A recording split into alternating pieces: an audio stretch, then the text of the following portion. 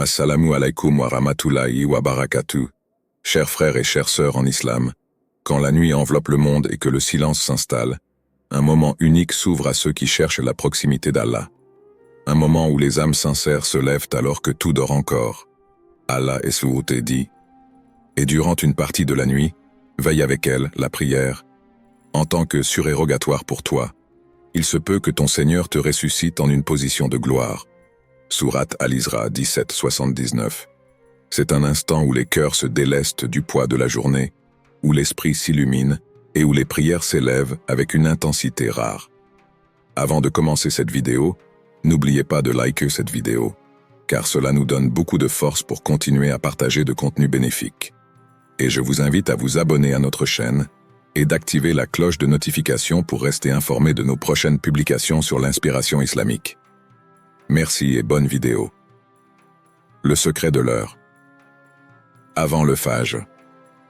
Imagine un monde silencieux, où l'obscurité enveloppe doucement chaque chose. Les rues sont vides, le tumulte s'est éteint, et il n'y a que le battement discret de ton cœur témoin de ce moment unique. C'est l'heure avant le Fajr, un instant suspendu, où l'univers semble retenir son souffle. Mais dans ce calme apparent, il se passe quelque chose d'extraordinaire. Allah, souhaité, dans sa miséricorde infinie, descend au ciel le plus bas. Il tend la main vers ses serviteurs et pose 3 questions sublimes. Qui m'invoque afin que je l'exauce? Qui me demande afin que je lui donne? Qui sollicite mon pardon afin que je lui pardonne? Hadith Sahih Muslim.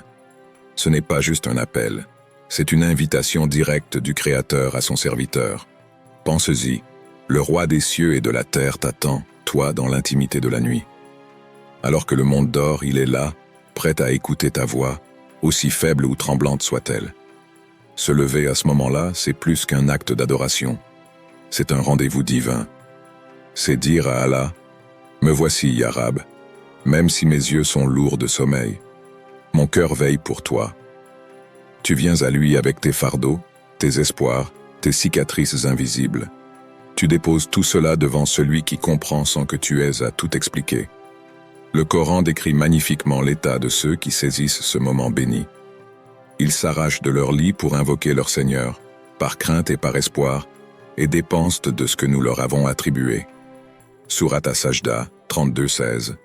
Ce verset n'est pas une simple description, c'est un reflet de ce que l'âme ressent à ce moment-là, un mélange de crainte révérencieuse et d'espérance lumineuse. Loin des regards, c'est là que le cœur se purifie, que les larmes deviennent des perles précieuses, que les douleurs se transforment en prières silencieuses. Dans l'obscurité de la nuit, tu découvres une lumière intérieure. Cette heure avant le Fajr n'est pas seulement un trésor caché, c'est une clé pour ouvrir les portes de la sérénité, pour briser les chaînes de l'inquiétude et pour goûter à la douceur d'un lien sincère avec Allah. Alors la prochaine fois que le monde dort profondément, souviens-toi, c'est peut-être l'instant où ton cœur sera le plus proche du ciel. L'invocation, l'arme du croyant. Dans le silence profond de la nuit, lorsque le monde semble figé et que les cœurs sont apaisés, il existe un langage qui transcende les mots, l'invocation.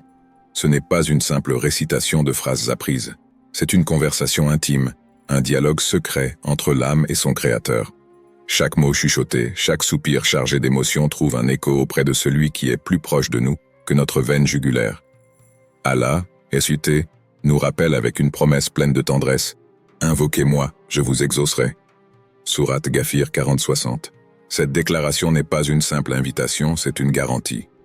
Peu importe la douleur que tu ressens, la confusion dans ton cœur ou le poids sur tes épaules, Allah est là, attentif à chaque mot que tu prononces. L'invocation n'a pas besoin d'être parfaite. Elle n'a pas besoin d'être articulée avec des mots sophistiqués. Ce qui compte, c'est la sincérité qui en émane. As-tu déjà parlé à Allah avec des larmes aux yeux, sans savoir exactement quoi dire? Ce sont souvent ces moments, bruts et authentiques, qui touchent le plus. Car Allah n'écoute pas seulement la langue, il écoute le cœur. Même un soupir, un regard levé vers le ciel, un cœur brisé qui murmure silencieusement, est une invocation puissante. L'invocation est l'arme du croyant non pas parce qu'elle change instantanément la réalité, mais parce qu'elle change d'abord le cœur. Elle donne la force de supporter l'insupportable, la patience d'attendre ce qui tarde. et la paix face à l'inconnu. Elle transforme l'invisible en espoir palpable. Dans le Coran, Allah nous montre l'exemple de son prophète Yunus, alayhi salam, lorsqu'il était dans le ventre de la baleine, dans l'obscurité des profondeurs. Il n'y a point de divinité à part toi. Gloire à toi. J'ai été vraiment du nombre des injustes. Sourate Al-Anbiya 21-87. Cette simple invocation, faite du fond de la détresse, a été le cri du cœur qui a ouvert les portes de la délivrance. Il n'a pas prononcé des pages de supplication, mais quelques mots sincères ont suffi à renverser son destin. Alors, la nuit, lorsque tout semble endormi, rappelle-toi que tu as une connexion directe avec le Maître des mondes. Il n'y a pas d'intermédiaire, pas de fil d'attente, pas de délai. Juste toi, ton cœur et Allah. Parle-lui, même si tu n'as que des larmes à offrir. Car parfois, ce sont les larmes silencieuses qui crient le plus fort. L'intention, la clé de tout changement. Avant que le corps ne se lève, c'est le cœur qui fait le premier pas. L'intention, ou niya, est cette étincelle invisible qui transforme des gestes ordinaires en actes extraordinaires. Se lever pour prier le tahajjud n'est pas qu'une simple lutte contre le sommeil, c'est une réponse intime à un appel silencieux d'Allah. Ce qui compte, ce n'est pas la longueur des prières, mais la sincérité de l'intention derrière chaque mouvement, chaque soupir, chaque effort pour sortir de la chaleur d'un lit confortable. Allah, Esvit, nous enseigne une vérité profonde dans le Coran. Quiconque espère la rencontre de son Seigneur, qu'il accomplisse de bonnes œuvres, et qu'il n'associe personne dans l'adoration de son Seigneur. Sourate Al-Kahf 1810. Ce verset nous rappelle que la valeur d'une action réside dans la pureté de l'intention. Tu peux prier des heures, mais si ton cœur est absent, si tes pensées sont ailleurs, l'acte perd de sa lumière. En revanche, un simple geste, une prière courte, une invocation murmurée avec sincérité peut peser lourd dans la balance des bonnes actions. L'intention est puissante. C'est elle qui transforme l'effort en adoration. Même si tu poses ton réveil pour le tahajjud mais que la fatigue t'empêche de te lever, Allah te récompense pour cette simple volonté. Le prophète a dit « Les actions ne valent que par leurs intentions et chacun sera récompensé selon son intention. » Hadith rapporté par Al-Bukhari et Muslim. Ce hadith est un trésor à méditer. Il signifie que chaque battement de cœur dirigé vers Allah, chaque pensée tournée vers lui, chaque désir sincère d'agir pour sa cause est déjà inscrit comme un acte de foi. Même l'échec peut devenir une adoration si ton intention était pure. L'intention n'est pas un simple souhait passager. C'est une direction. Elle guide ton cœur là où tes pas n'ont peut-être pas encore osé aller. Et parfois, c'est ce désir ardent de changer, même si le corps reste immobile, qui est le début de la transformation. Alors, la prochaine fois que tu ressens la lourdeur de la fatigue, souviens-toi. Allah voit ton intention avant même que tu ne poses un pied au sol. Et cela, en soi, est déjà une victoire. Lorsque la nuit déploie son voile et que le monde s'endort, il existe un moment privilégié où l'âme trouve refuge auprès d'Allah. C'est une solitude précieuse, loin des distractions et du tumulte du jour, un instant où l'homme n'est plus qu'un serviteur s'adressant à son Seigneur, dans l'intimité la plus profonde. Dans ce silence sacré, quelque chose d'indescriptible se produit. L'angoisse qui alourdissait le cœur s'évapore, les blessures secrètes commencent à guérir, et l'âme ressent une sérénité qu'aucune richesse matérielle ne pourrait offrir. C'est le secret de ceux qui se lèvent avant l'aube, ceux qui goûtent à la douceur de la proximité divine. Allah, dans sa miséricorde infinie, a fait de ces instants une lumière pour ceux qui s'y attachent. Comme le mentionne le Coran, ceux qui croient et dont les cœurs se tranquillisent par l'évocation d'Allah. N'est-ce pas par l'évocation d'Allah que les cœurs se tranquillisent? Sourate Ar-Ra'd 13h28. Combien sont ceux qui, malgré leur réussite, ressentent un vide inexplicable? Ce vide que rien ni personne ne parvient à combler, mais celui qui se tourne vers Allah dans l'intimité de la nuit découvre un apaisement que le monde ne pourrait lui offrir. Chaque prosternation devient un baume pour l'âme, chaque invocation une clé qui ouvre les portes de la miséricorde divine.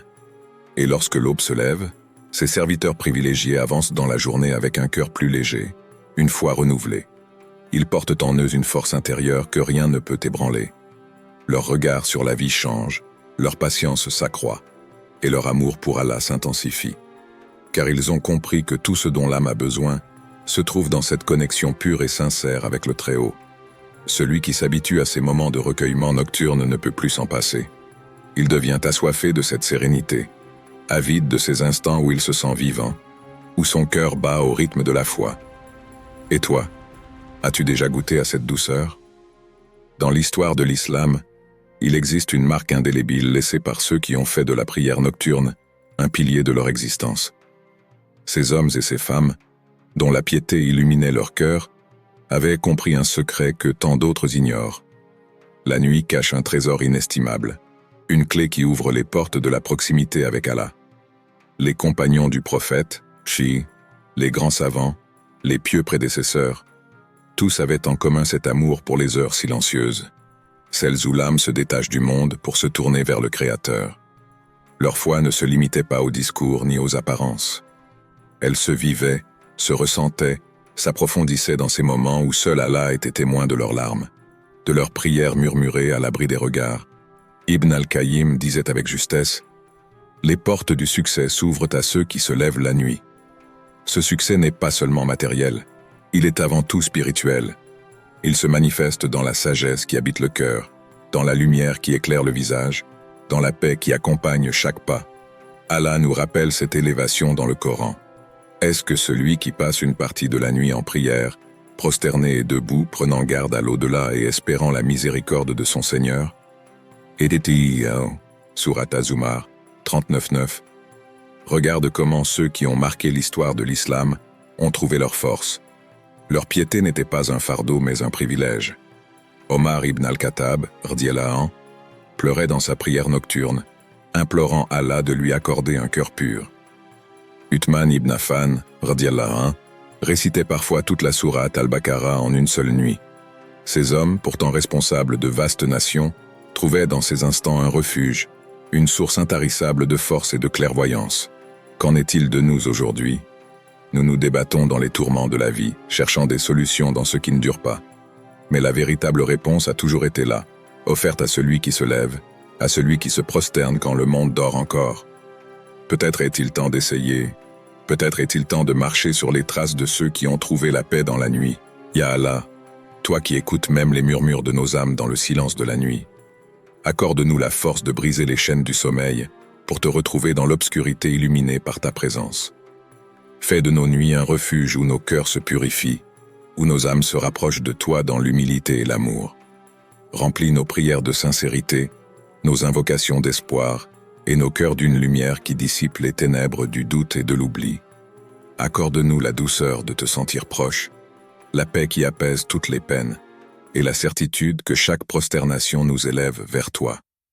Ya Rab, fais de nous ceux qui goûtent à la beauté de la prière nocturne, ceux dont les larmes témoignent de leur amour pour toi, ceux dont les âmes s'élèvent à chaque ruku et chaque sujou. Bénis nos jours par la baraka de nos nuits, et fais de chaque levée un pas de plus vers ton paradis. Amin.